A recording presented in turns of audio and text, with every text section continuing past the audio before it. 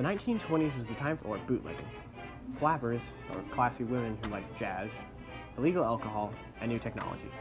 Many things were happening. Big business was in full effect, with the growth of corporations, and new airplanes and automobiles were introduced. This was the Republican era, where things in the government were changing, and new things were being introduced. Also, changes were going on in society. There was a ban on the distribution of alcohol. Speakeasies, or places that still sold them, were big. People would secretly sell alcohol, though this was illegal, with prohibition, the 18th Amendment to the Constitution, and the Volstead Act.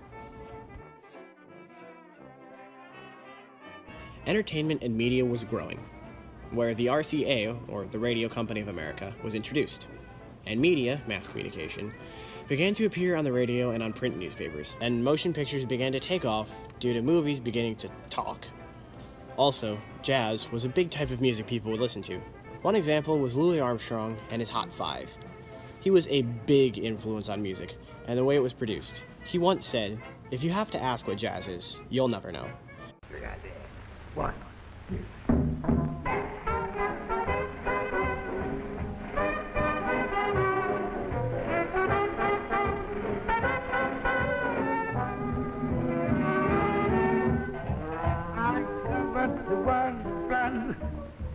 I'm watching the sea, 'cause the one I love soon come back to me.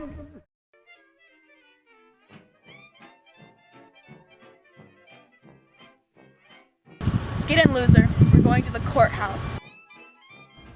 Aside from societal changes, there were some political changes occurring, like the average wealth jumping extremely high. In 1919, a campaign called the Red Scare was launched that would allow the arrests of radicals and communists who were trying to change the system of the government the U.S. had. Communism is an economic political system in which the state or the community owns all property and means of production, and all citizens share wealth. This was widely disliked, as there were anti-communists who were basically against it. A law was passed in 1918 called the Sedition Act.